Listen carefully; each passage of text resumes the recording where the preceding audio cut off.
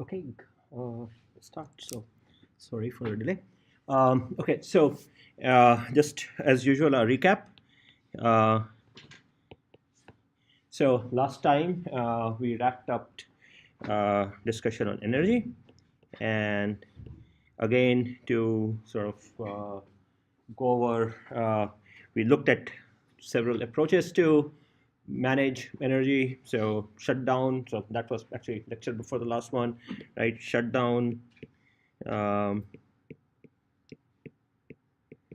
Scale frequency and scale voltage plus frequency, and they gave us increasingly more and more savings. We also talked about that sort of complex processors versus simple processors, and how we have a trade-off, that is these things take low energy in bulk long computation, and simple processors are easy to power manage. That is, we can shut them down easily, restart them easily. They take little time, little energy to kind of do that, and also they are lower power, right? Even though their computation is kind of unique. Then we talked about this big dot little, kind of the idea of combining hardware of complementary characteristics and kind of stitch them together, and then through software juggling around, we kind of wake up or activate the right hardware at the right moment. And then the other method was to have really a bank of processors and then have some fraction of them being up or down. That whole concept was energy proportionality.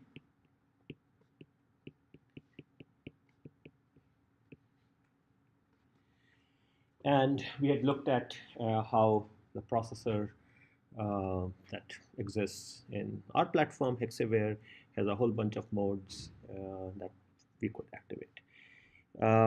After the look at energy, we had started looking at I/O, and in case of I/O, we had looked at GPIO, which are these pins which are digital in nature and very easily can be set to a specific value. You can read or write them depending upon what they are. And I talked about a variety of different uses that you can put them to. And the embed platform that sort of we play with have a whole bunch of these pins. Um, we had also talked about that how to deal with I/O, so like separate I/O, separate addresses, and plus special instructions versus memory map, as in just using them as part of the regular address space. And we had talked about that how kind of latter holds some advantages and is kind of more common, at least is the particular processor we are using has them. And also we had talked about that how there are certain things you can do with regular data memory locations, but you can't with I/O. In particular, you can't cache them easily, because when you want to read and write them, you want the read and write to actually have an effect and not sit in some sort of intermediate memory. We also talked about analog I/O, and in that context, we had talked about that how analog I/O pins have either a analog to digital converter or a digital to analog converter behind them. And we also, that these themselves are costly. This is often multiplexed, shared. That is, you may have a bunch of analog pins feeding into a single ADC, whereas for digital analog conversion, that is not easy to do. We had talked about one more technique to do analog.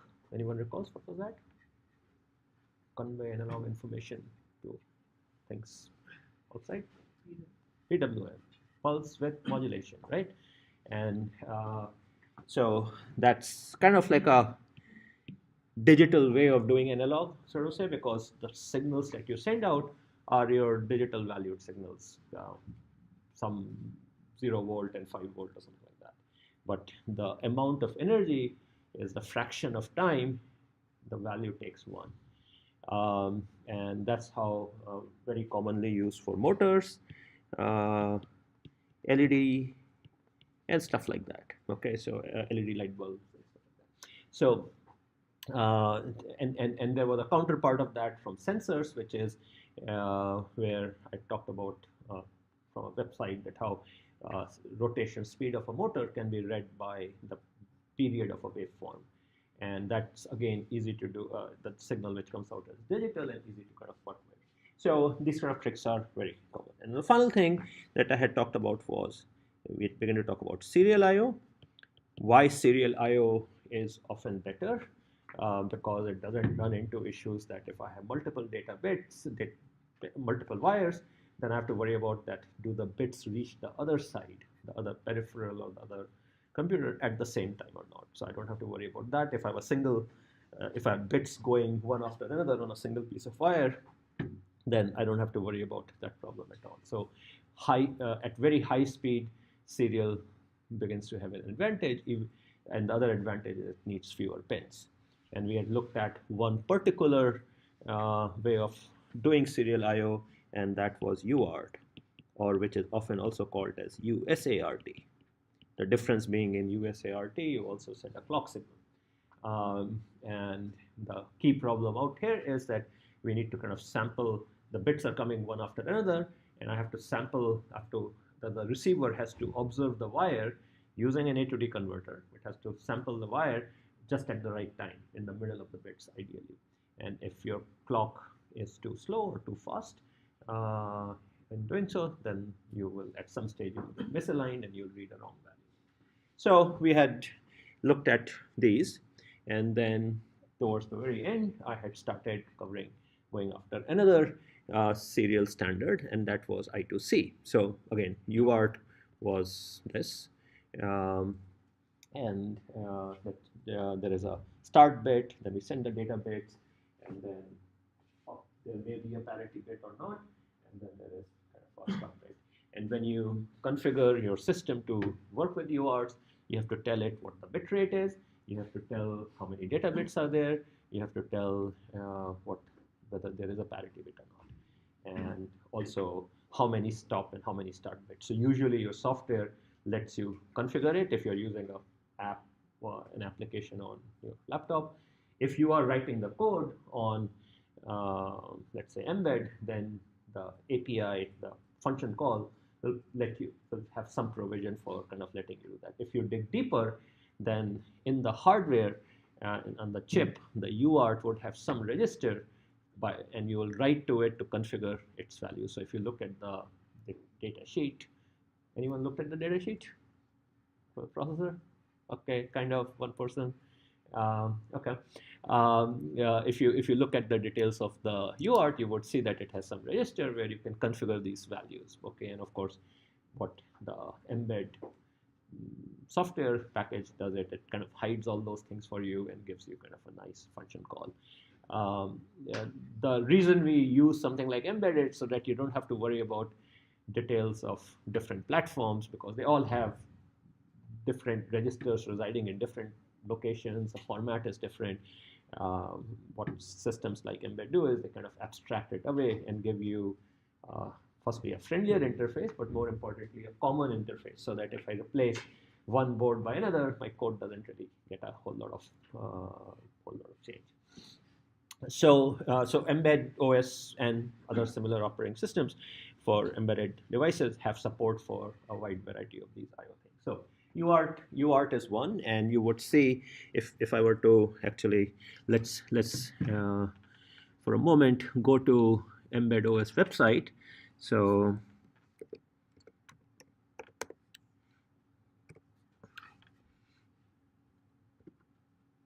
okay, so we go to documentation, we go under reference, you go under API, and it would probably be under drivers. Let's see. Yep.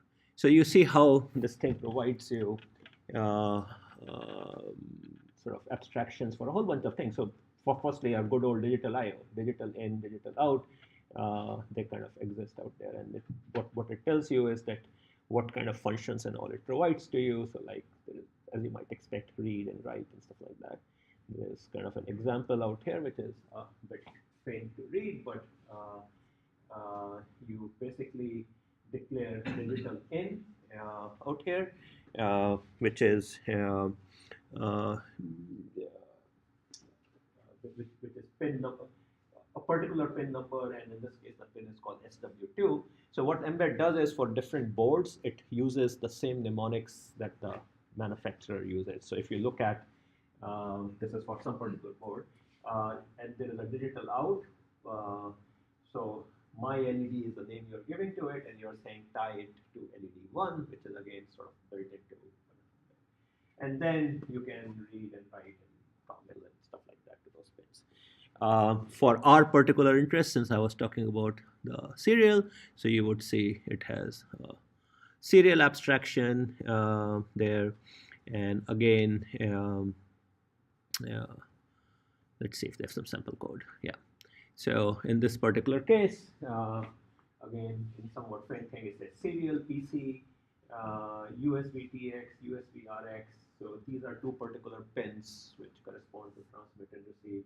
And then after that, you can just use this PC as your serial port. And in particular, on that serial port, there's a very convenient printf function, which I think showed you last Friday, where I can do printf. I can read a character from it. So a lot of all those details of bits and parities and all are kind of abstracted away. But let's say you do want to mess with it. If you read these documentation, it will provide to you support for setting the parity and all those kind of things. So let's go up out here and let's see.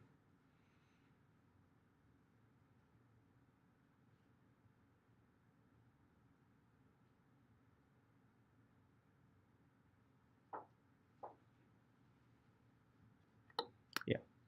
See this one? So it basically lets you set how many data bits, what's the parity thing, how many stop bits, stuff like that. So all those things are controllable. They're usually set to some default value, and kind of the expectation in this case is that if you're just using it to talk to your laptop, then on the terminal program on your laptop, you're going to set what this is. So if things were not working, and let's say you didn't know what the values were, you would hit this documentation to kind of figure out what's going on. And likewise, there is analog in, analog out, stuff like that. There are a whole bunch of these things, and there's obviously a whole lot of other stuff. And you would see I2C also out here, which is what we had started kind of talking about. And the other things you would see out here is serial. There's something called raw serial, which basically gets rid of the buffering and all that one has to do. You'll see CAN, which is also something we're going to talk about, CAN bus. You see PWM, so many processors have PWM built in, so they've given abstraction for that also. Bus and port refer to a collection of pins. So like instead of a single pin, if you're treating a bunch of pins together, then that's called a bus. So again, you kind of see that. And yeah, so important. So generally speaking, I'm not going to. Neither I nor are going to be manuals for you. So if you need to something, you should go to the website and look up, and they have Mbed is very well documented. So there are code snippets and all. I'm going to keep the lecture discussion kind of at a more hardware agnostic level. But the nice thing about Mbed is that a lot of things are just very obvious, and with code snippets, you can very easily sort of work with it. Another thing you would see is if you go into the Mbed online compiler, you can search for libraries there and all. Almost everything you can imagine, someone has done it. Okay, so the drivers and all kind of exist. Okay, so like when a new platform like Hexaware comes out, even if Mbed doesn't have that capability built in for each one of the sensors, remember, Hexaware is not just an MCU, it is an MCU plus a bunch of sensor chips. So someone has to write the drivers for those particular sensor chips. So people have done it. And again, those you're just best, unless the homework, unless we explicitly ask you to, you should just use the things that are kind of out there. So looking around, Googling, as a good engineer, sort of you should generally speaking, look around for things instead of reinventing the wheel. There are websites like Stack Overflow, which I don't know, how many of you have heard of Stack Overflow? Okay, fair number. Okay, so good aid for sort of finding stuff, and Embed is popular enough that you will find things out there. Okay, so going back to uh, so the next serial interface that I want to talk about is I2C, which we had started out on. So I2C differs from the UART slash um, RS-232 in the sense it's designed to be multi-master and multi-master, so that multiple as opposed to 1:1. And it has two lines, data line, which is used to send from whosoever at that point in time is the data exchange is taking place between, and there is a clock line. And I had talked towards the very end towards this concept of wired and the idea is that the problem we have out here is that on a piece of wire, at different times, different people might want to write to it. So somehow I need to kind of do two things. First, electrically, somehow I need to make sure that the particular chip, processor, peripheral, whichever is trying to write, gets the ability to write to it electrically. And the other is somehow I need to arbitrate. That is, I need to say, right now it is this entity's turn to transmit. So this wired ANDing concept is something that is used quite a bit. And it's basically what it does is on a piece of wire, it attaches a resistance tied to some sort of a your regular power supply voltage. And the idea is that any other chip connected to it is only allowed to pull it down. So if so, whenever a chip wants to access the bus, it will pull it down. If it doesn't, then essentially it doesn't write anything to the wire. It's not driving any voltage to it, and therefore, in that case, the wire will remain pulled up. And conceptually, this is therefore called as wired AND. Using something like this, you can easily figure out. You can allow multiple entities to kind of gracefully share things. You will never enter into a situation where at one time one person is writing a 1 and the other is writing a 0, and then I have a short circuit. Because in a normal circuit, writing a 1 would mean writing or whatever, driving the wire with a high voltage. Here, when you're writing a 1, you're not putting any voltage. Okay, so there is never any chance of kind of a conflict. You say like whichever wants to access the bus, like assuming that there is one master and multiple slaves. In that case, the wired AND is it like that, or it kind of pulls it down to if that it will pull it down. There's a protocol which we'll get into shortly, which kind of helps you do the arbitration as to who gets to win. Okay, but it's something that many buses or systems which are used for multiple chips to work with are used. Your alternative is kind of rather complicated, right? Alternative would be every chip would be having some sort of a raise your hand type output, okay? And then we'll feed all of that into some circuit and then decide a winner. So then you will have lots of wires going out. The advantage of this is I can have a single wire running from chip to chip to chip, and each chip just has a single connection to it. So it's a lot cheaper way of doing arbitration, and it makes use of this sort of circuit trick. Okay, so I2C is what is called as an addressable protocol. So it basically allows masters to communicate with specific slaves. Each chip is assigned an address, 7-bit or 10-bit of an address by the manufacturer of the device, or in some cases there would be some sort of a register by which you can configure the address of the chip. There are also some special addresses so that you can say things like, I want this message to go out to all the chips. Master initiates the communication, and the master also starts transmitting the clock. And the way it sort of works is, so let's sort of go out here. So the way the protocol works is the following, that the fact that you want to transmit is indicated by a particular transition on the data line. And so what the master does is, to indicate that something is going to happen, it pulls that down and then transmits the clock for the duration that it wants to transmit. In this particular case, what's happening is the start condition, there is 1 bit of data with value 1 bit of data with value 0, and then finally there is a stop signal which goes out. All of this is happening just with 2 wires. And then kind of the master goes away, the wires kind of float back. At later point in time, some other master wishes to transmit, it would kind of do the same thing. What this pulling down does is, it basically is a way for a particular master to indicate that I'm grabbing the bus. Okay, so I still haven't talked about, like there's a separate mechanism as to how do we decide which master currently gets to transmit. But if you see before transmitting, you're going to check whether anyone is using the bus or not, and you check that by you make that observation by keeping an eye on this line, and anytime you see that this line went down, that means someone has grabbed the bus. You better wait, and then you wait for the bus to be released at a later point in time. Again, these are all gory details, and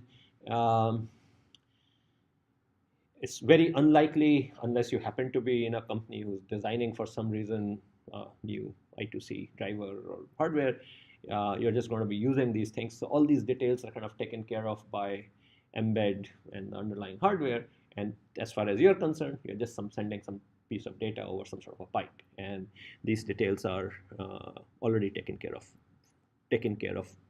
by you.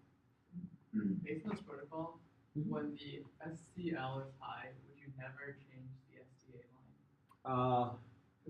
You do when you are transmitting. Only on this place. Okay. Yeah.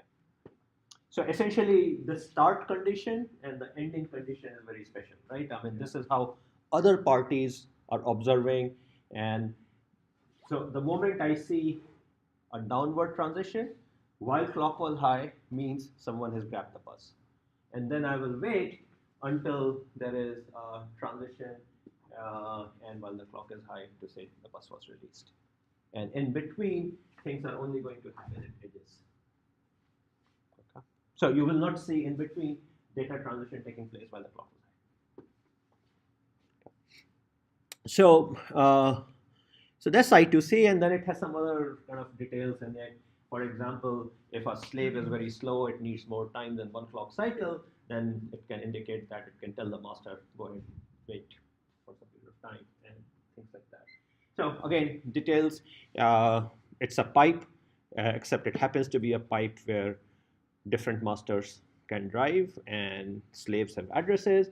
You can write to one of potentially several slaves there.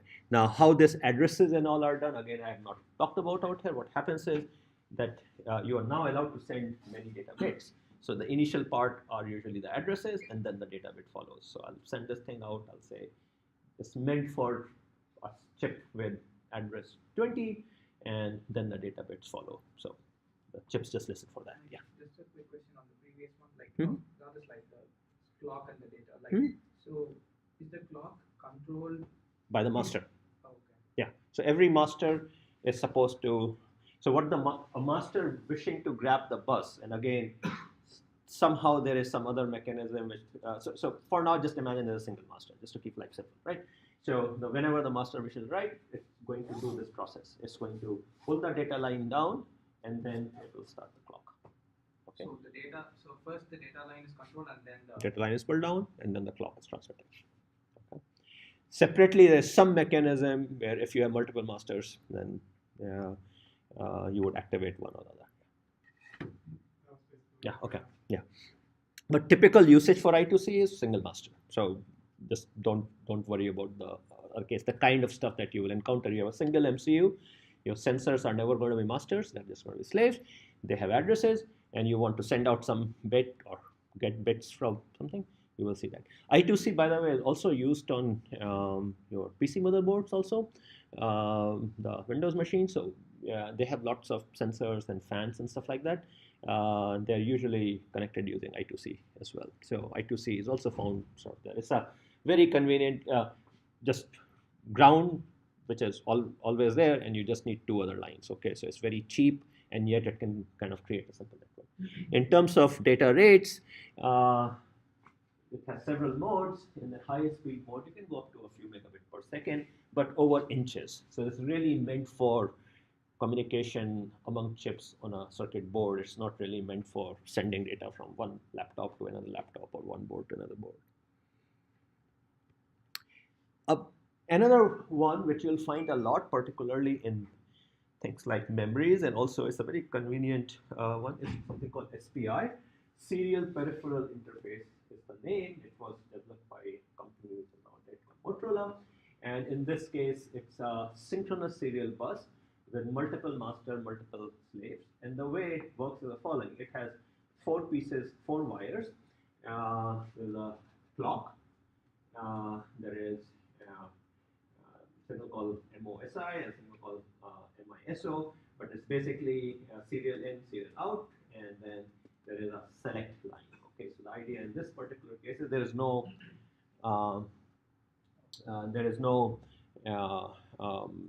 wired ending kind of thing going on. So in a standard configuration out here, what happens is that your master sends a clock, and then the bits are sent out from the master to slave on this MOSI line, aligned with the clock ticks, and slave at the same time. So this is full duplex. The slave at the same time can send the data back, and then which slave gets to have the honor of doing it is done by this 4th line, which is kind of a select slave select, but it's inverted. So by pulling it down, you're telling the slave that it's your turn. It's internally very simple because all that's happening is, remember, it's the same clock everywhere. So all that's happening is that you're just getting the bits out one by one, and the slave side is going to read them in, or vice versa.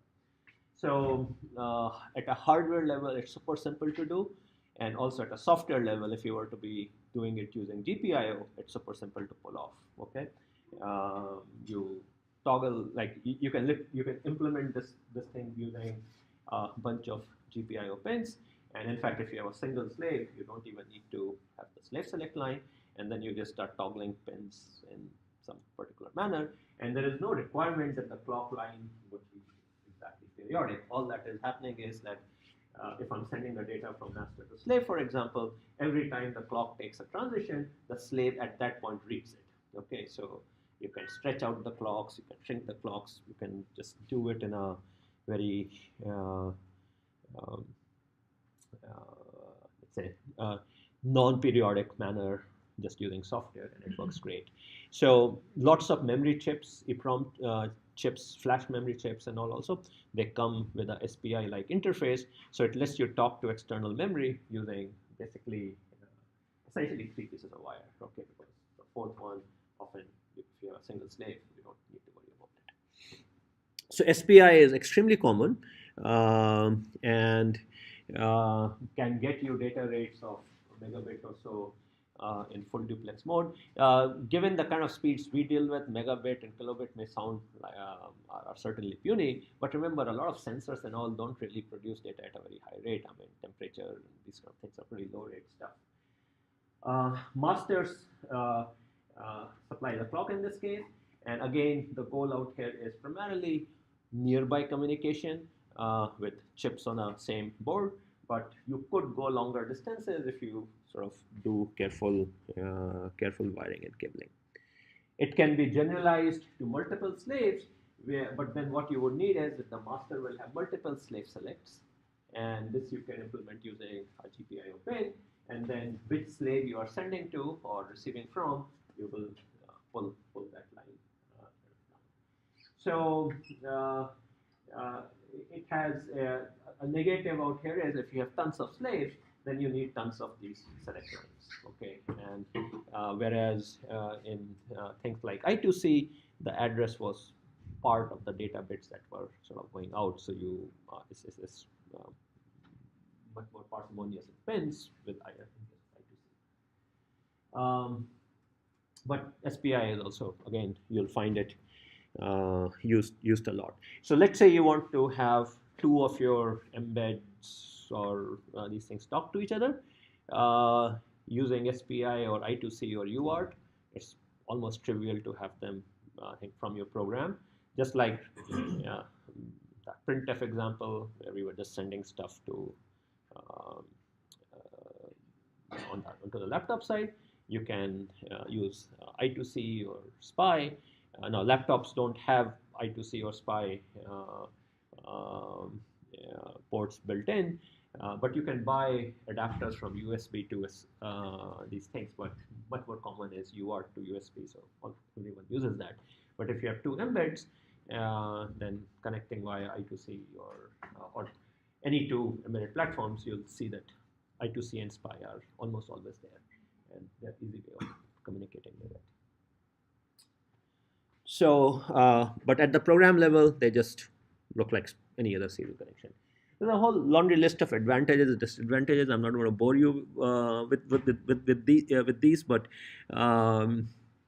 take a look at them at your leisure. But very broadly, kind of between UART, no clocks, I2C and SPI, there are clocks. SPI, you need to select the slave, so lots of pins if there are lots of slaves. I2C, it's always just two wires. SPI, you can, so kind of trade-offs that I have discussed orally are there. There's a longer list out here. There are a whole bunch of other interfaces out there also. So this is an industry where, for a variety of reasons, companies have come up with their own. So there are some others that you might encounter, but they're sort of less common. There's something called microwire. It's kind of like SPI, but with some enhancements. So it was done by another company. There's one which I like a lot because it just uses one wire. A company called Dallas Semiconductor. So you'll find from them lots of sensors and stuff like that, literally ground and one wire, and then you're good to go. So very as parsimonious as you can get in terms of using in terms of pins. And then finally, USB. So USB used to be one which you wouldn't find on embedded platforms some years ago, just because it requires more hardware to support it. The clock rates are high. Like USB 2 was 480 megabit per second. USB 3 is even higher, so the clock rates are high. There's more processing needed and all. But that has begun to change. I mean, you'd see the platform we are using has USB on it. There are two big things which caused the change. Okay, first thing is that USB to serial UART interfaces emerged. So on your laptop, it's just a USB host, right? I mean, we have a USB port, and yet the example with the printf with the serial port, what's happening is that we are connecting the UART on the embedded side to the USB port out here. So what's going on? So what happened was, look, USB essentially fast serial connection. So some time ago, company, I don't know the name of the company is FTDI or it's a product name, but essentially they came up with a pretty cool chip, which is like a bridge between USB and UART. Okay, so it basically, you can say it fakes UART connections over USB, and then they release a software driver so that on the PC side it just appears as a serial port. In case of Windows, prior to Windows 10, you actually had to install a driver. In case of Mac and Linux, that capability is built in. This is why on Mbed you have to install a serial driver if you have Windows less than 10. But what happens basically is that by applying this bridge kind of a structure, you are basically able to use the USB on your host side to talk to a UART, but somewhere that chip has to be there.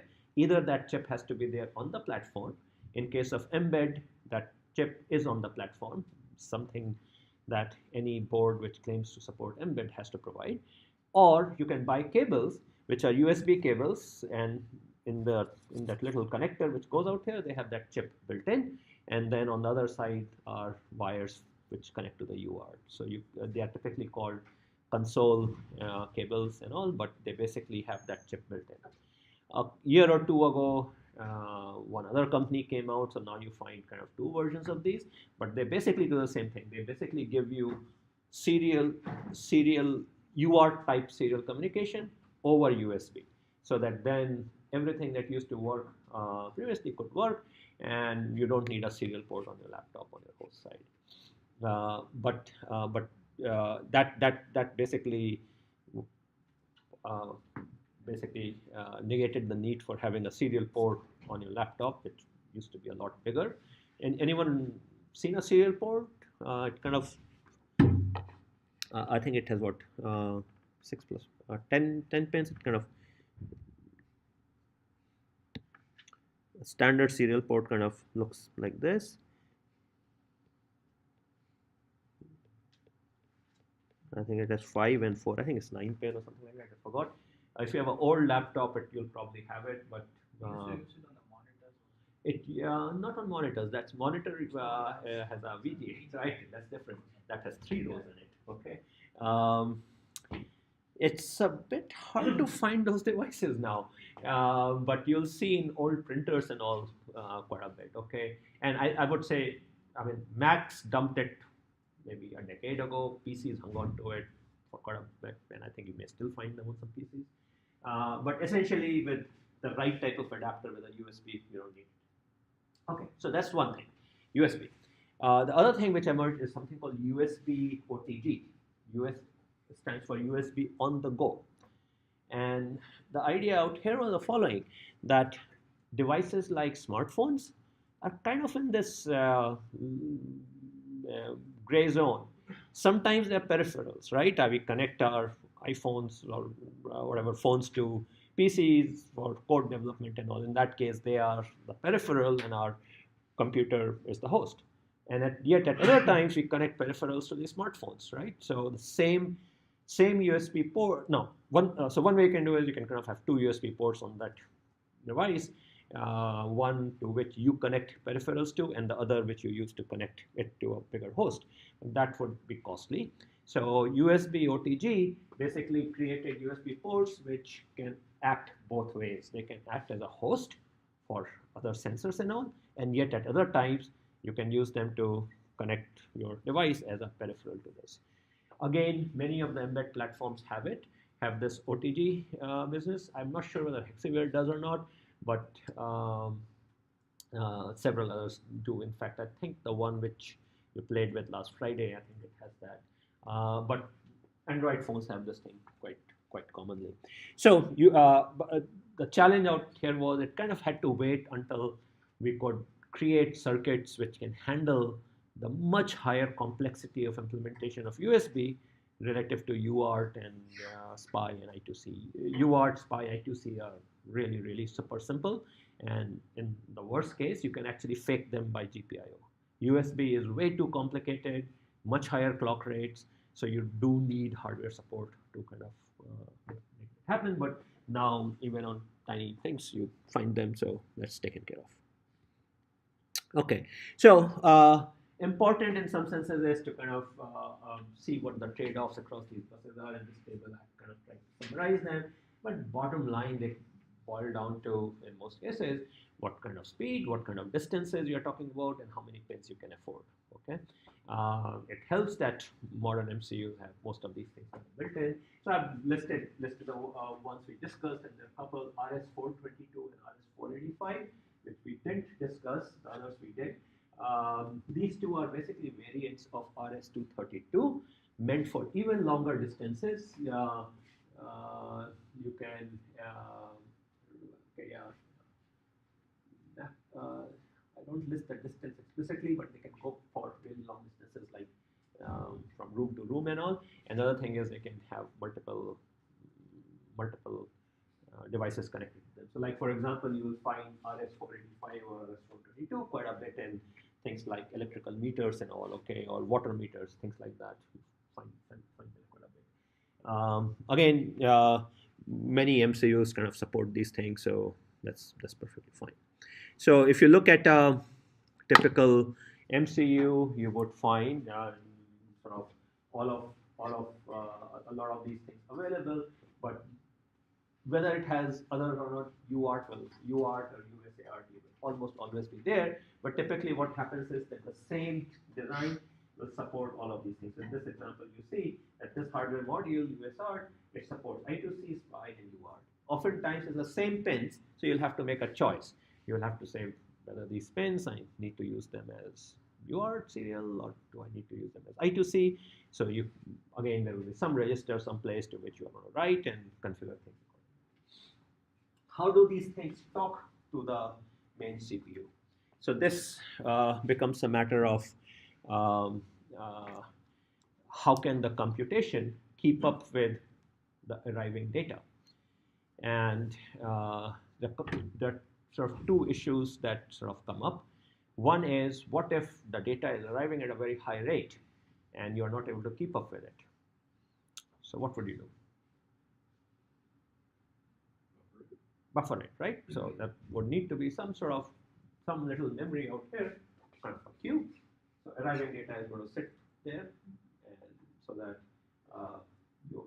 when the software is ready, you can pick it up. The reverse is also true.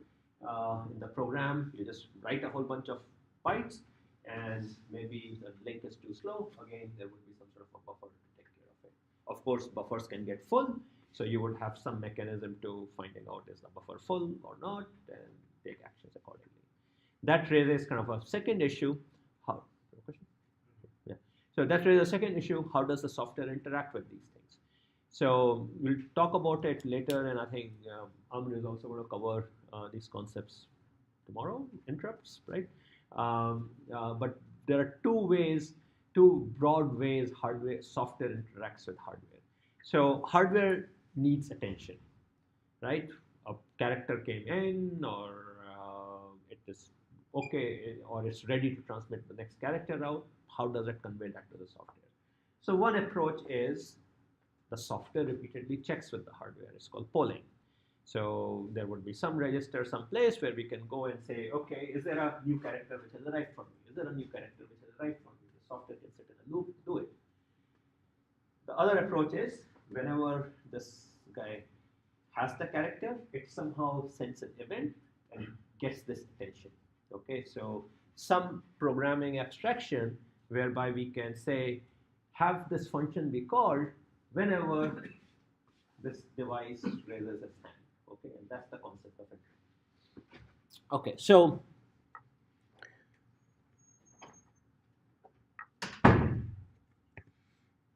we'll touch upon it when we go to the software section. Just wanted to cover that in the Hexaware thing, you will see that there is a whole bunch of things out there. It does have a USB with on-the-go OTG controller. It has SPI, I2C, 6 UART modules. It also has a CAN bus and has an Ethernet. So a whole bunch of connectivity options in a single device like this, which sort of exist. Again, what makes an MCU an MCU is the fact that it has all of these things. In a processor for, let's say, Intel processor for your laptop, these are things handled by other chips on the motherboard. Here, they're all kind of built in onto the same chip. So as sort of an aside, since we are using Mbed, so what Mbed, it was started by a company called NXP, and now it's been officially taken over by the whole Mbed concept has been taken over by ARM. And what they did is they said, to be compatible with Mbed, you have to provide a specific Mbed interface. And that, so it's a piece of hardware, often implemented with another processor. But this piece of hardware provides a few different capabilities so that software running on the PC can interact with an Mbed board in a meaningful fashion. So first one is kind of obvious. It has to provide a serial I/O, a UART-based serial I/O, so that we can do printfs and all. You're kind of already using that. But it also has to provide a couple of other functions. So let's kind of talk about that. So it also provides the ability to give you a mass storage abstraction, a flash memory card, right? So when you plug in an embed, it appears as a flash card for you. So that's the second thing it has to provide. And the third thing it has to provide is, which you can use, but we are not using specifically in the course, which is a debug interface. That is, there is a way using that embed interface, you can tell the processor to stop, you can go and examine its state, you can control the processor through a debugger. We are not using that, but in particular, all processors from ARM have this thing called port side debug access port, which is a fancy way of basically saying that inside it, inside the processor, there's some pins which let an external entity to control the processor, run the processor one clock tick, stop it, go examine the state of a register, all those kind of things that let you help debug your software more easily. Is there information that can be obtained, like low-level information that can be obtained from these apples? Because we worked on a project where we had to obtain like low-level cellular information through a debug port if that was available. Yeah. So what happens out here is that all ARM processors have a debug port, and this hardware drives that debug port. Okay, and then there are software tools here on this side, using which you can access the innards of the processor over that debug port. Okay, so ARM again kind of standardized that.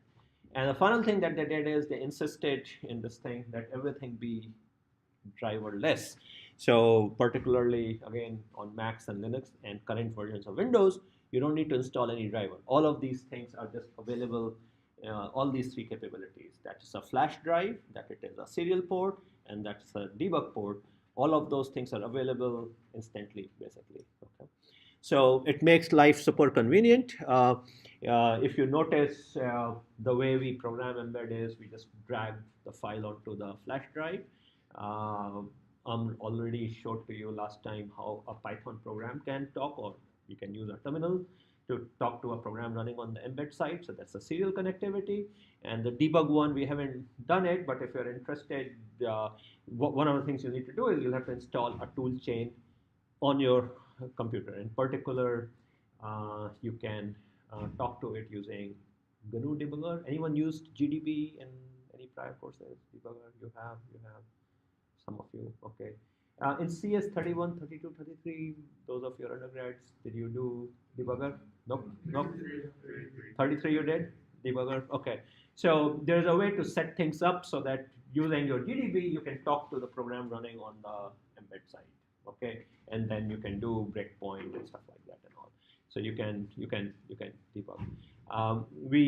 Since the installation can be a little bit more tortuous, so we are not sort of using that. But if it's a convenient way. If you set yourself up, it's not hard. I kind of installed it on my machine. Embed website has all the guidance on a single page to kind of walk you through it. But Kale provided something. Kale does, except that Kale costs a lot of money. Okay, so so he's referring to a company called Kale. There are a couple of companies who are into the market of making software tools for embedded market, and they provide these things much more nicely packaged. Problem with Kale is it's also Windows only, and a lot of people don't. The GNU tool chains provide equivalent capabilities very nicely, but you just need to set yourself up. Okay, so that was kind of a bit of a digression, but just wanted to show to you that how these things come together in case of embed. A typical embed board has a tiny little second processor which does all of this stuff. So it sits between kind of the main MCU and this. In case of Hexaware, that breakout board that you have, hopefully some of you have received your Hexawares now. Anyone? Yeah? Okay. So that black, funky looking, funky shaped board, right? It has a processor on it, right? And that processor is implementing these functions, the function out here. So Hexaware only has a main MCU, and through that white connector, which you have seen in some of the photos I had, we talked to it, but the support for this sits out here. And in fact, you can check for it the following way. Take your breakout board, do not put Hexaware on it, Just take that breakout board and connect it to your laptop, and you would see that a flash drive appears. Okay, because that's taken care of by this interface. You have not plugged it in. You have not plugged the actual Hexaware unit onto it, just a breakout board. So whereas on the other hand, the board we used last Friday, there this interface and the main MCU were all backed onto the same unit. So these things come in a variety of ways, but that's one. What this is basically showing is this picture that there are 3 different boards corresponding to LPC 1768, LPC 11U24, and Freedom KL252.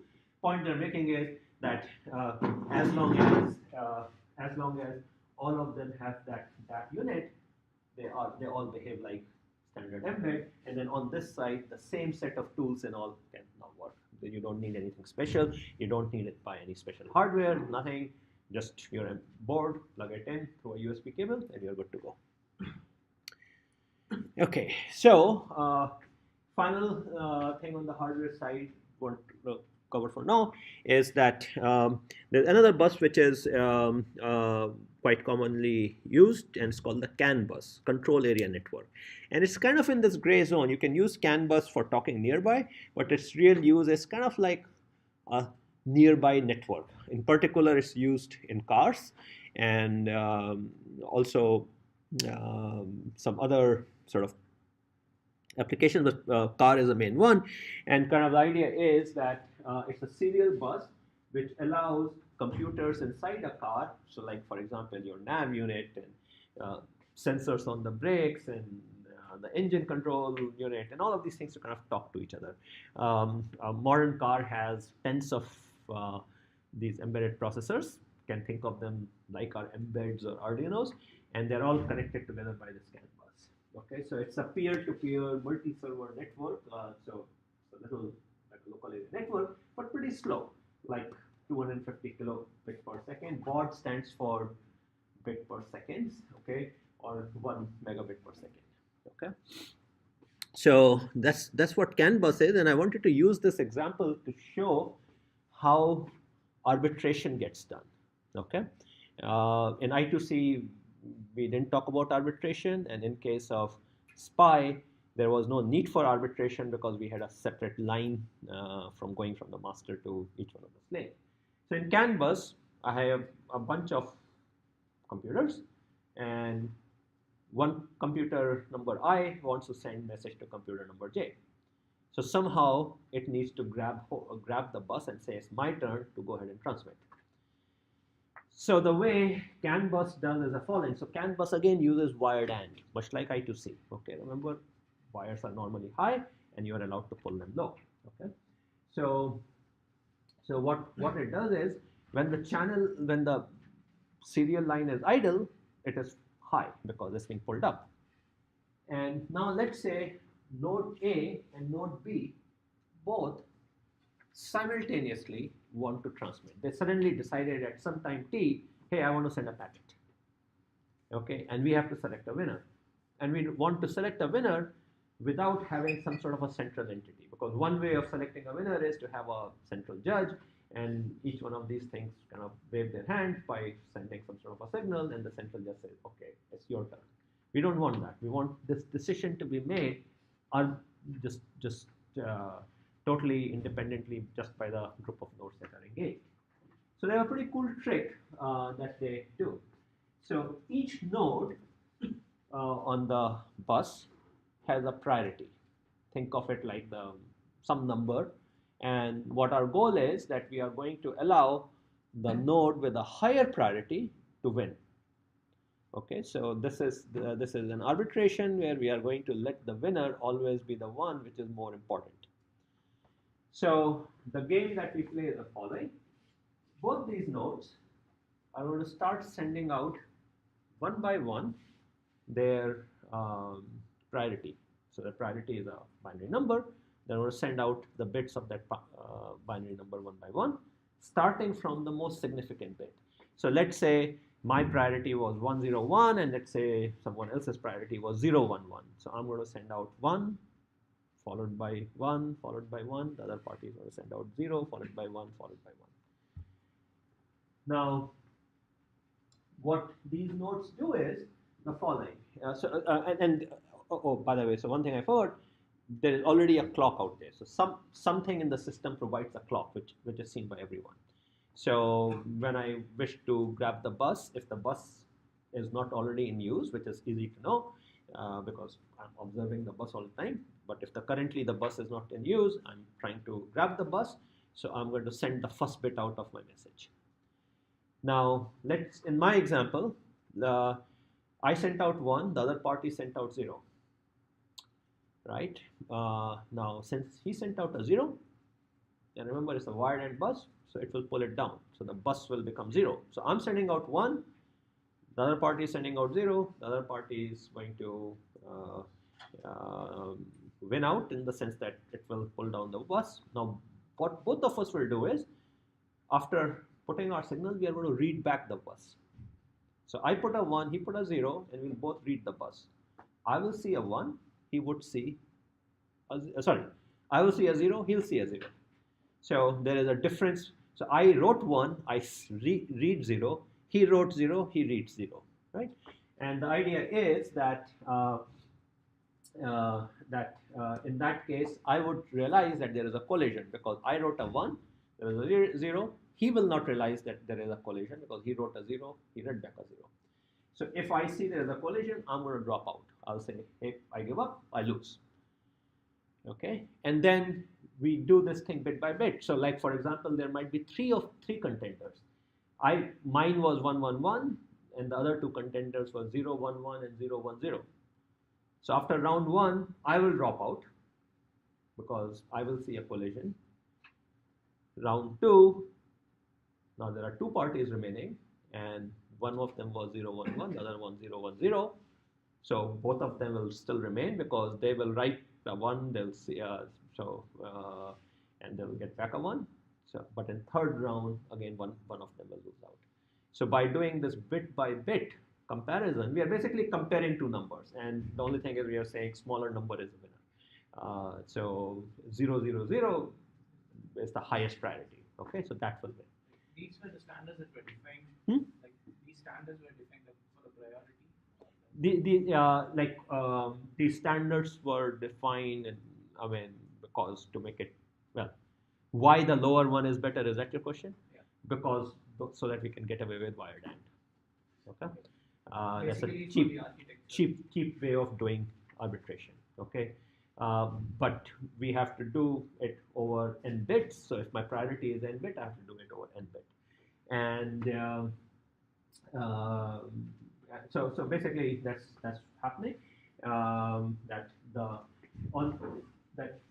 every time I send a bit out of the priority, I want to check back whether there is a collision or not. So in this particular example, what is happening is first time around 0, 1, 0, 1, all both the parties were the same, but the final one there is a collision happening. This guy wrote a 0, get a 0. This guy wrote a 1, but reads back a 0 because 0 wins out in wired AND. So on the bus, if you were observing what's happening on the wire, you are going to see this, right?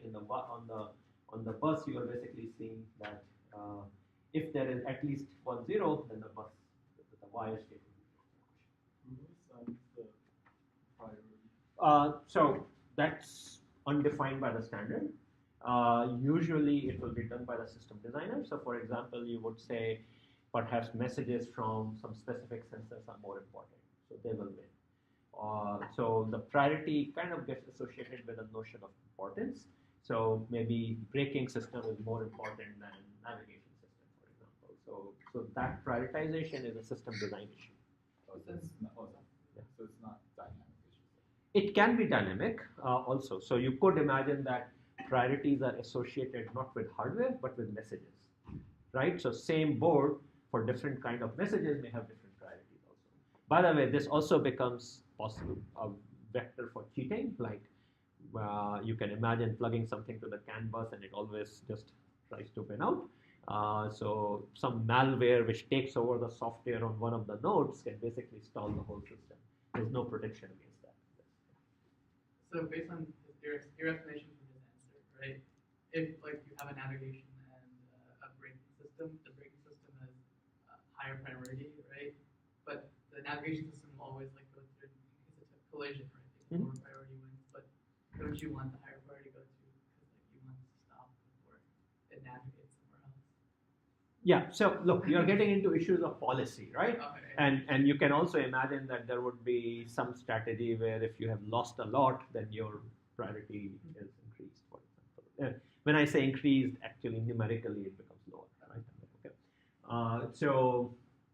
Those are kind of outside, those issues are kind of outside the purview of the bus itself, but important nevertheless. But at the software level, you have to deal with it, because if you don't design it properly, then you can starve out some node or other. And second question, so you're saying that they could take it over n bits, n bit priority, but you would only know whether something has detected a collision after you get it back, right? Right. So firstly, you always have to go through n bits. Yeah. Right. You may be the only node on the network, but you have no way of knowing. Yeah. Right. So if you set the priorities to be too many bits, you have a problem, right? Because that makes your this is time taken out of the bus's bandwidth, right? So yeah, you always have to go through it. Even so, usually these things are like 10 bits or something like that. Wouldn't it be directly proportional to the number of nodes? It is, except that the problem is the following, that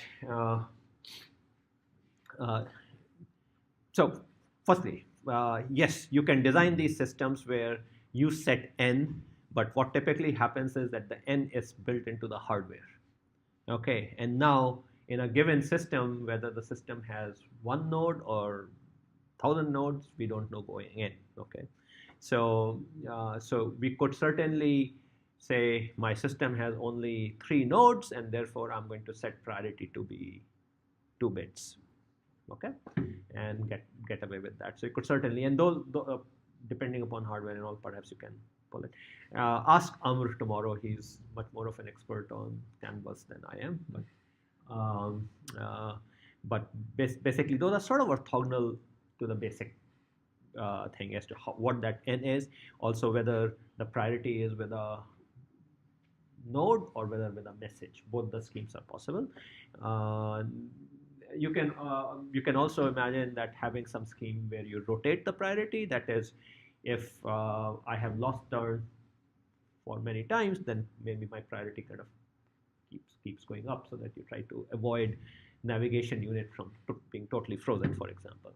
Okay, this whole area of how you should set priorities and all, and is a problem of scheduling, it's called, and there are lots of tricky issues basically that come up there.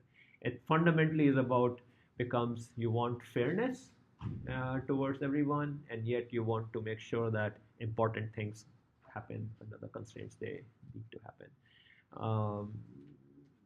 We might cover scheduling a little bit, but I cover it in my graduate embedded course a lot more. And there are entire courses in computer science devoted to this. I think the operating system graduate course probably covers it in general purpose context also. Okay, so I spoke too much, so it went to sleep. Okay, cool. So that's CAN bus, and the bottom figure is basically showing kind of a that there are you also have to worry about delays and all in this process. So sort of you have to take the time. And so once a node gets the bus, it gets to translate. Then it gets to transmit a message of a fixed size. Even if something else comes in with lower priority, it has to wait. It has to wait. Yes. So once you grab the bus, then you go through the whole message transaction and then win out. So so the question you're asking is kind of an interesting one, and it's the following. It's a broader question about insistence, right? So if something is going on and something more important came up, what should I do? Should I stop what is currently happening and give the resource, the CPU or the bus, to the new task? Or should I let the current task finish and then give it to the new one? The first thing is called preemptive. That is, I can stop a currently going task in the middle. And the second approach is called non-preemptive. That is, I'm going to let it run to completion and then finish. Okay, so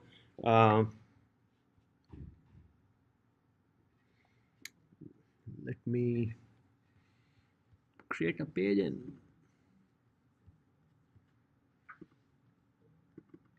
okay, so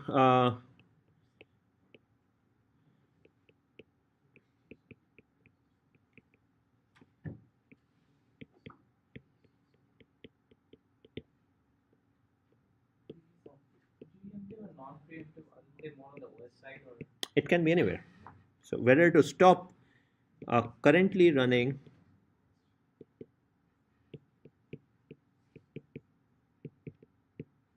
task or to let it finish. So it can happen in a CPU,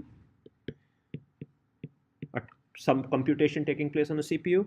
It could be packet on some sort of a data transaction and an IO, and any number of other things, a sensing task, whatever, right? I mean, so this is preemption, means stop and restart later, and non-preemption means let it finish. So intuitively, what do you think are the trade-offs between these two strategies? What factors will drive you towards one or the other? Preemptive's always going to be slower for the whole system as a whole. Which one? Which one will be slow? Preemptive will be why? You'll have messages that get partway transmitted and then get cut off by something else. Mm-hmm. That's just wasting time. So it will depend upon how costly is it to preempt and restart, right? So this is cost of preempt and restart. Okay, and this is in computation thing is called context switching, which is I will stop the current computation and do it. In case of packets, it would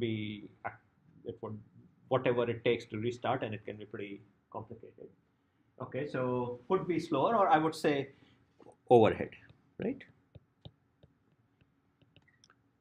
What other trade-off? Yeah. Or you need a message from a virtual to be urgently. I would say like a car's automated detection system is the second collision that's going to happen. Then you want that to be preempted, right? So that's better, right? So in that case, urgent attention, right? Generally speaking, you would say better ability to meet deadlines. So preemption has that positive thing. So preemption is more complicated, more overhead, as you pointed out, but as you pointed out, it can give me a more agile system. Generally speaking, and by the way, non-preemption is obviously exactly the opposite, right? This is just more complicated. Okay, so there's cost and complexity on this one. Generally speaking, preemption is very easily done for computation. It's very easy to stop and restart because processors support it well. In fact, when talks about interrupts next time, then there is that preemption capability built into hardware. Communication is a different beast. To stop an ongoing communication in the middle and then restart it usually means restarting from scratch. You cannot just resume from where you left off. Usually, there are some caveats to that. Okay, so usually you would see that communication systems, buses like CAN bus and all are non-preemptive, whereas computing is often usually preemptive, but you will find non-preemptive computing also. Okay, just because non-preemptive computing is easier to do. Autopilot systems will all be fully preemptive or? Yeah, I mean the example he cited. I mean when you have something urgent, you'll have to do either either preemption, or within your non-preemptive code, you will periodically check is there something urgent. Okay, so like because what we are doing currently can also be critical, but something more critical. Yeah, and As to who is more critical and what does it mean for the system is interesting question, very hard to answer often. Yeah, oftentimes you have conflicting things. Which one is more important, right? And it's not just importance. So one of the thing is it about importance or is it about how tight your deadlines are? It turns out that the question that these are two separate issues. Okay, I may have something which has a tight deadline but is less important. Okay, and so it's something I'll try to cover later in the course because it's a subtle question. But it could be the place where like autopilot kind of loses the auto and leaves it to the user. Like, good. Yeah. But because most of the like even in the slides or anything like all the embedded platforms, even though a lot of integration is there, you leave the more critical decisions to the driver or. Right. The problem though is that oftentimes the criticality arises because of the urgency, time, and as we are seeing again and again, humans' ability to context switch is pretty bad. Going for a moment with the autonomous vehicle example, what the semi-autonomous systems are asking humans to do is that on a very short notice, they want the human to do context switch and take over a system. Okay, and yet at the same time, they're also saying it's an autonomous system of some form. You can kind of relax. Okay, and it's basically what's kind of pointing out in a way is that for humans, the cognitive cost of tuning out and yet be ready to take over is pretty challenging. If you follow kind of the debate which is going on, Google's Waymo, which is their autonomous, they have taken the stance that it's either full autonomy or none.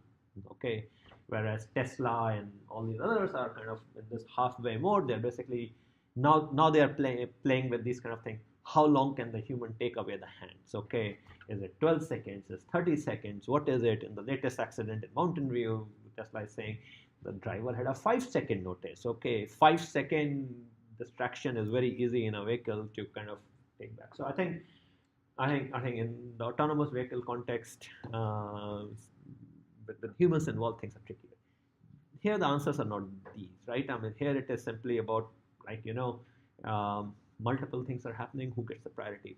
By the way, proper answers to these questions have led to some huge fiascos in human history. Okay. Perhaps the most interesting one was, I think most of you are too young, perhaps, for it, or I'm pretty sure. In 94 or 96, something like that, there was a mission from JPL to Mars called the Pathfinder mission. Okay, there's a little robot which had, actually, I don't know whether the name was, what was the name of the robot, I forgot, but it's one of these ground vehicles up on the Mars, and it reached there and was repeatedly rebooting. Okay, so it was supposed to traverse, it was the first vehicle on Mars which was traversing around, collecting soil samples, analyzing them, and sending kind of the data. And the whole thing boiled down to was the way their tasks on their real-time computer, on their embedded computer, were organized, and how they started missing deadlines. Okay, and then they had a backup thing which would keep an eye on whether the tasks were missing the deadlines, and if it were, then it would reset the whole system. It would reboot the system, thinking something. And all of it arose because apparently the way they designed the system was that if they had made assumption about that there would be certain amount of interesting things on the planet. So they had budgeted, they had assumed some type of load for their scientific instruments. And it turned out that there were more interesting things that the robot was observing, so the load for those instruments went up, and then it began to interfere with some of the other tasks, which started then missing the deadlines. And meanwhile, on Earth, they had, prior to flight, the engineers in JPL, they had noticed these things, and in the usual manner of software blaming hardware and vice versa, they kind of dismissed it as a hardware glitch, rare enough that it happened. Turned out to be a software design bug, whose probability later on they could quantify how it would happen. Fortunately, they had an identical system here on Earth. they replicated, and fortunately, the way the operating system was done, it was possible to patch it from Earth. And just imagine these things happening over kind of the long latency links and all. They were able to fix it, okay, but kind of there was a whole um, sort of technical story around it, and kind of in the technical conference which deals with these issues, and kind of laid down their analysis. So it's quite interesting. So these kind of subtle timing bugs and all, there are incidents, many incidents like these which have happened, and some of them which are also speculated with other systems. And the problem is they are very hard to analyze, because oftentimes the probabilities of something through that incident happening is insanely low. And as you would realize that debugging these things tends to be very hard, because when you put code to debug, like add a printf statement or write a statement to add a GPIO, the bug may disappear because the timing behavior has changed. So just challenging out here. Okay,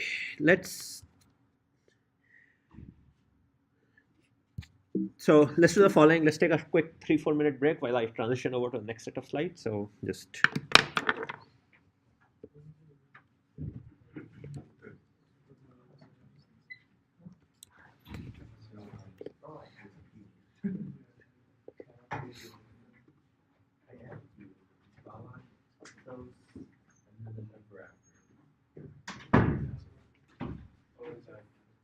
Question about the n-bit The arbitration again, right? So if you have two transmitters, right? There's only one line which they share, right?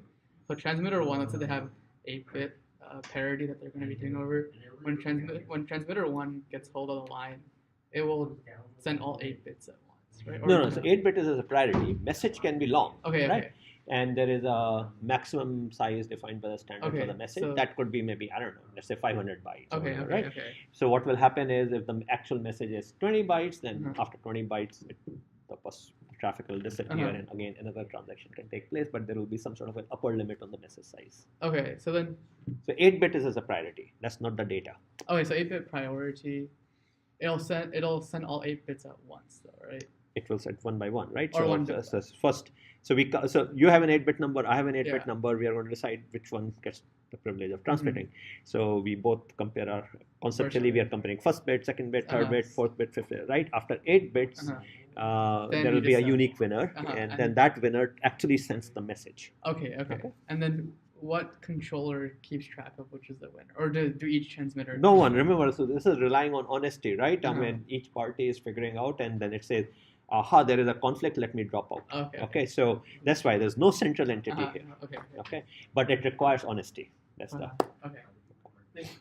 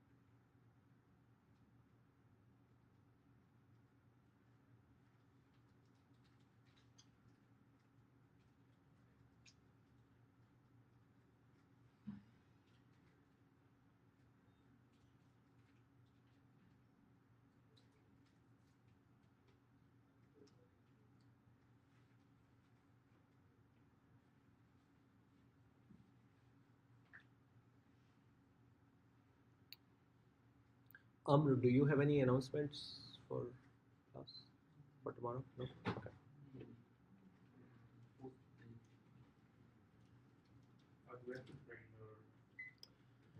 Yes, if you can bring your Hexaware units, and those of you who don't, try to sit next to someone who does, so that you can.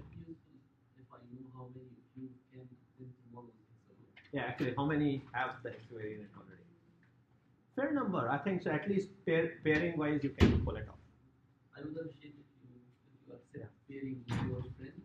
Yeah. Using, Also, I have a couple of units I can hand to you, so you can use those.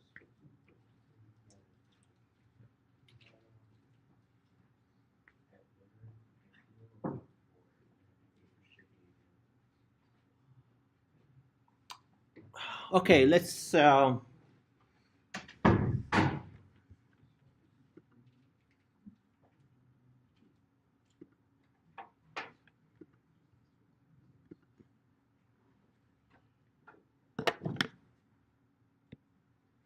So let's start. So we took a tour through some hardware capabilities, not all. We did not talk about timers, which is something I did say are an important part. We also didn't talk about the radios, which is kind of the other thing. So Amr is going to cover timers. Are you planning to do it tomorrow? I can combine the Timers and interrupts, perhaps, right? Yeah. And then I will cover radios a little bit later in the course.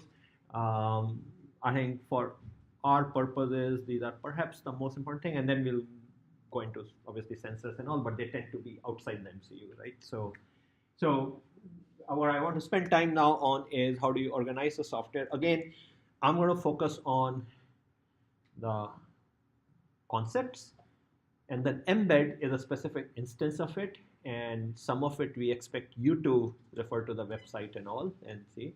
I'll also present some examples and all also as we go along, and then so would.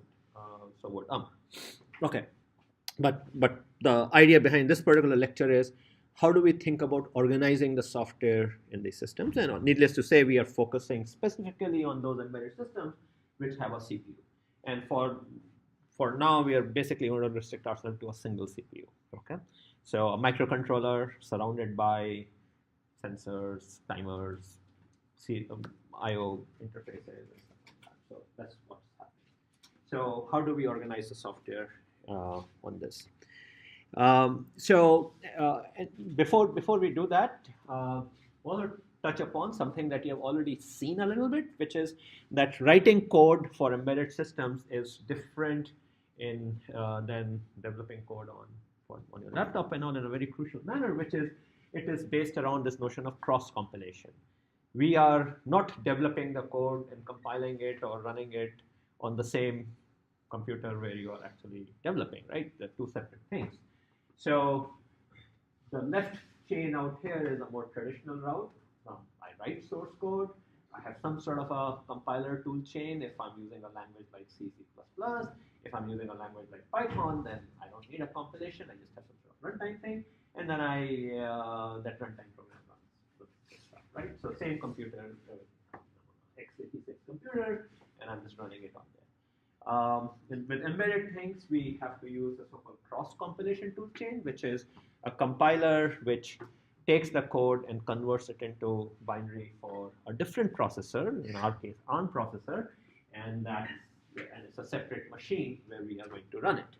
So our typical development cycle out here then looks something like the following. You write and maybe compile code, simulate optionally, and I'll talk a little bit about kinds of simulators which are there. We are not using them in this course, but I just want you to get a sense of it.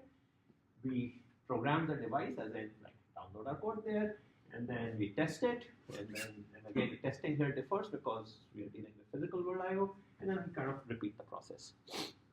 The kind of compilation approach we are taking is we are writing embed as all C++, so we do go through a compilation and we download the binary out here. But it has also become very common nowadays to program embedded devices using scripting languages like Python, and another one which is used quite a bit is Lua. So there are systems out there now where you put some very lightweight Python runtime or Lua runtime on the embedded device, and then the program that you send is literally the text of the Python code, okay, and then this thing runs it. So they also exist. They make life easier in one sense, which is same thing can run everywhere, but more instantaneous. The disadvantage is an extra layer of overhead, and already these devices are kind of resource starved, so you are burdening them even more. But they exist, and in fact, there are some pretty cool platforms like this out there. But I think, frankly, I still don't think the kind of embedded systems that we are dealing with and the kind of things we want them to do are at a stage where that could be your mainstream thing.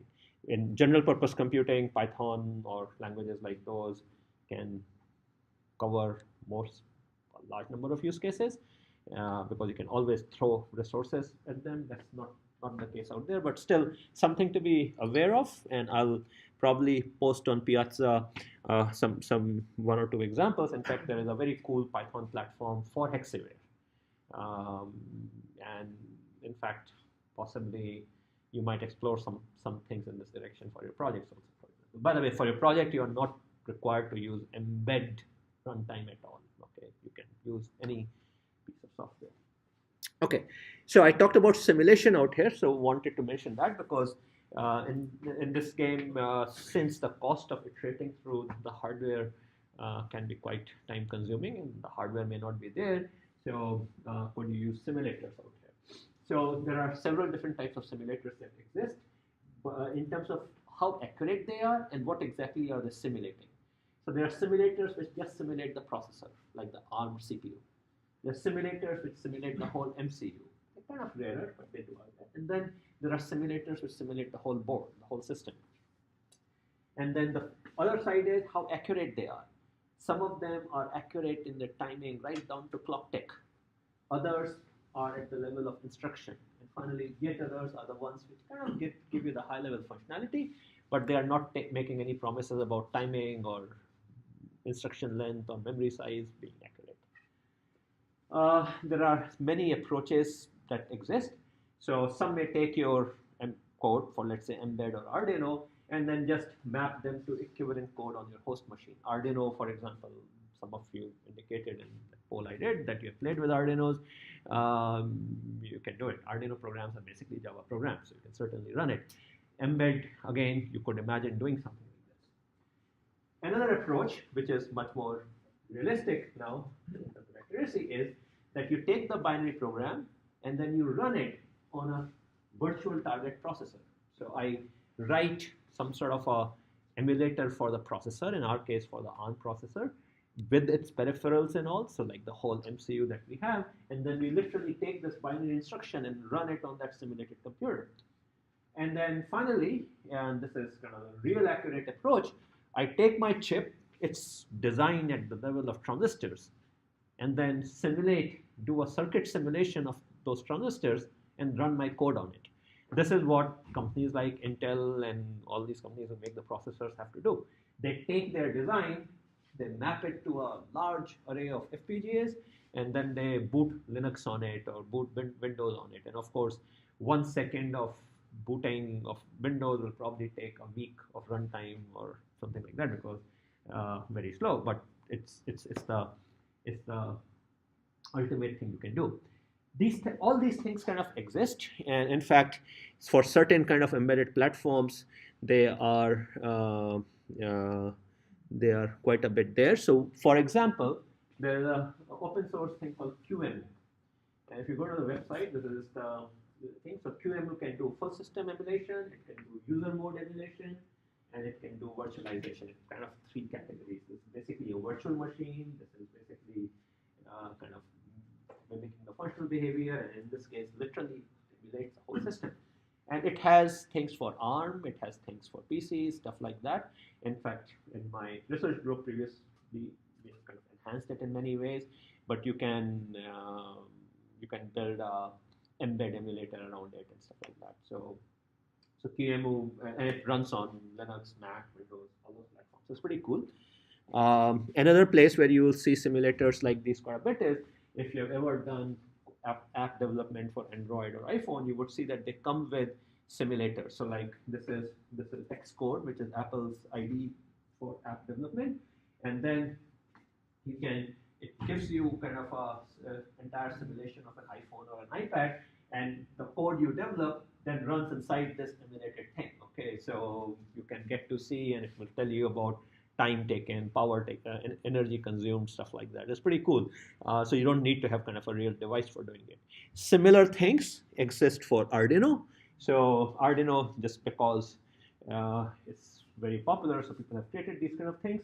So you write Arduino code, and then it gives you one of the Arduino boards, and you can select I/O pins, like set their values and all, and monitor them and simulate these things. In fact, there is one website called Circuit.io, where they have Arduino simulator where the Arduino is sitting on a breadboard, and you can wire up external things to it like capacitors, resistors, LEDs, and all, and then simulate the whole thing.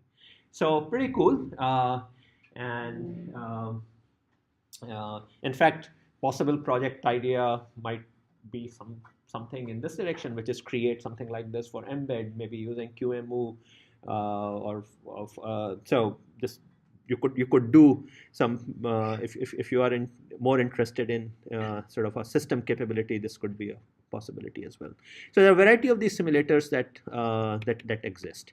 One other thing I wanted to point out is that when you this goes to this part, programming the device, right? So what's happening when we are programming the device? After we have simulated, in this step, we are downloading a piece of code. So if you notice, there is a .bin file that gets downloaded to your computer. That .bin file we are putting into that flash memory, which your Mbed device appears as. And then you hit the reset button, right? That's what you do. Then what happens is that DAP link, that Mbed Heart Interface Unit, what it does is it takes that file and it takes its content and it puts into the main memory of the MCU. So starting from the address that are indicated in the binary file. To be able to do all of that, computers, generally speaking, have some sort of a BIOS. In the PC jargon, or more generally, would have some sort of a bootstrap loader. Okay, and this is like a very low-level program whose responsibility is to take your binary file and then put it into the right place in the memory. So for 8 and 16-bit type embedded systems, which we are not using, there are a variety of things like these that exist. So there will be some sort of on-chip hardware unit which is responsible for doing this kind of programming. In case of Mbed, it is on the board, or possibly. Sometimes this is done over serial port or USB port, in which case there are hardware devices that exist from a variety of companies. They're often called as JTAG programmers and all. You hook them to your laptop, and then there would be some program which will let you download that binary file through some pins on your board. We don't use that because in case of Mbed, all of that is taken care for it. You don't need any special hardware. So, but for non-Mbed type systems, you would often need that. So let's see, Arduinos, you program them using your USB port, okay? But many others, particularly a lot of commercial systems, Mbed systems, you would program them using kind of this additional device.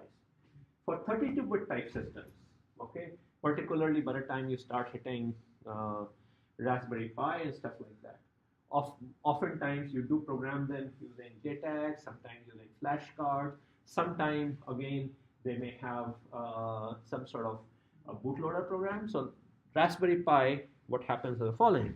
The way we program this thing is that we write onto a flash card, and I guess one of you had asked, could you go ahead with the Raspbian image which already exists? You could, but we are going to be handing out one image hopefully by tomorrow. But you basically burn it onto the flash card, you put the flash card onto the board, and then on the board there is a bootloader program which basically goes to where this flash card is located and handles the rest of the process. So Raspberry Pi sort of comes with that very low level code. So there is a lot going on behind the scene.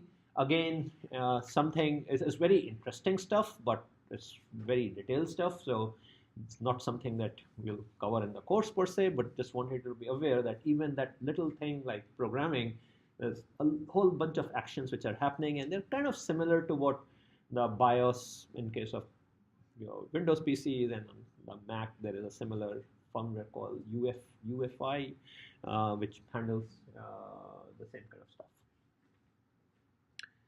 Okay, so another thing that I want to bring out is that when you are dealing with the embedded space, you are in the world of bare metal programming, as it is called. And kind of the notion out here is that either there is no real operating system, or you often have to bypass the operating system. So while so I often refer to mbed as the operating system, but it's not like the standard operating system that we are using, right, on our laptops and all. It's providing much more bare minimum functionality. But more than that, oftentimes there is no OS. You are just given a piece of hardware and you are supposed to write code for it directly. And by the way, with mbed, there is nothing which requires you to use the mbed OS. If you look at, let me go to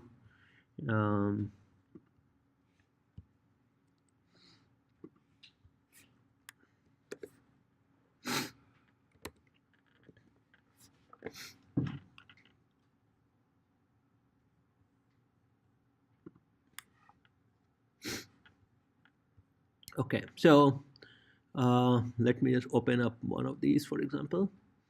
So if you see that in a typical project out here, they have this kind of this folder, this thing called mbed OS. But mbed OS is nothing but a library. It's a library of functions which gets linked in with the program that you wrote, main.cpp. And it has a bunch of function calls and all. If you read the specs and all, it actually also so in our main.cpp, we write a main function. But like, I don't know, somewhere here, okay, main.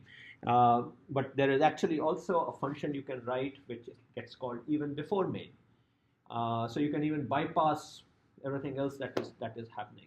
You can even not include mbed OS, and you can just straight away write a piece of code which you compile and create a binary file and then download it.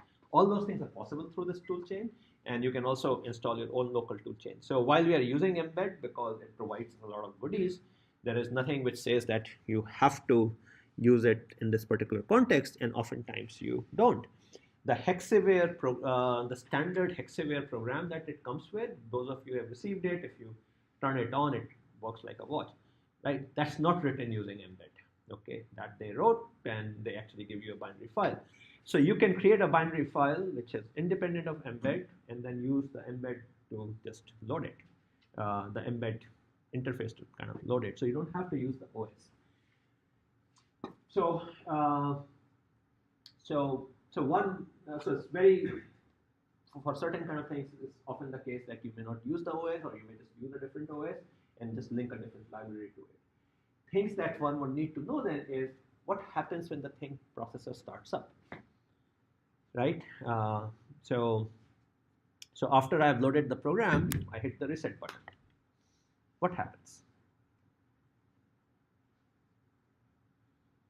Anyone? What happens in a typical CPU after we do reset?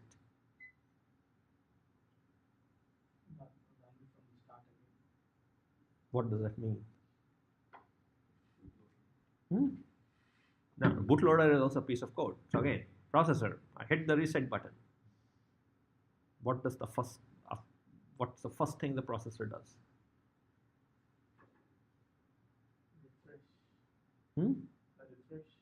Refresh what? Refresh any kind of setting that has been there. No, again, remember, you're all talking about code. Okay, what's the very first thing the hardware does? So processor executes instructions, right? So what's the first instruction it will execute, right? That's basically the question boils down to. Does it shut down first? It was shut down, right? So yeah, so when I hit the reset button, the voltage is going to pull low, and then it's pulled high, and then the processor is going to start executing something. What does it execute?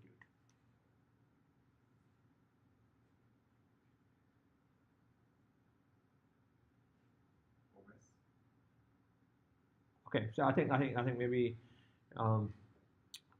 no, it may not even have an OS, right? So most processors will define some particular address, which is instruction number 1. Usually, it's going to be either address 0 or the last address. Okay, usually it's going to be address number 0. Okay, so you should look at for our particular processor, but what will happen is after reset, it will go to address number 0, and very common is it will start executing from there. Which means that if that .bin file that I have written should have some piece of meaningful code which is sitting there. Whether that is a bootloader or whether that's an OS, all of that is independent, but as far as the hardware is concerned, it's going to go to that one location and it's going to start executing from there.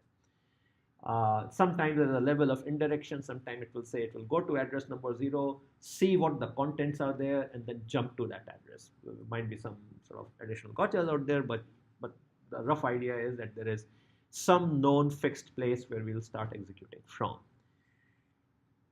Then that initial piece of code has to now decide, what do I run? So one possibility, and which is what happens in our systems, is that we have already jumped into the flash memory and our code is sitting there, the stuff in the bin file, and that could be our operating system. But in other cases, it could be a piece of code which fetches the operating system from someplace. And I may not have an OS. I may just have kind of my direct program. There's nothing magical about the OS. So the one thing I want you to kind of understand is that OS is just a library with a bunch of services. There's nothing special about it in the embedded context. In our laptop, it provides us a whole bunch of things, but in something like an embed, is nothing but a bunch of convenience libraries. Okay, and we happen to use it. You can totally bypass it.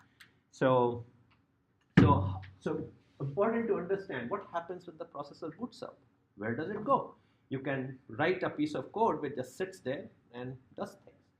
It will be very painful to use it this way because, as we saw, Hexaware has all these sensors and all, and people have already taken care of writing nice functions to access their capabilities, but there is nothing stopping you from kind of directly accessing those things. How and where it loads and executes the first instruction, and then you have to write the programs that fit that model.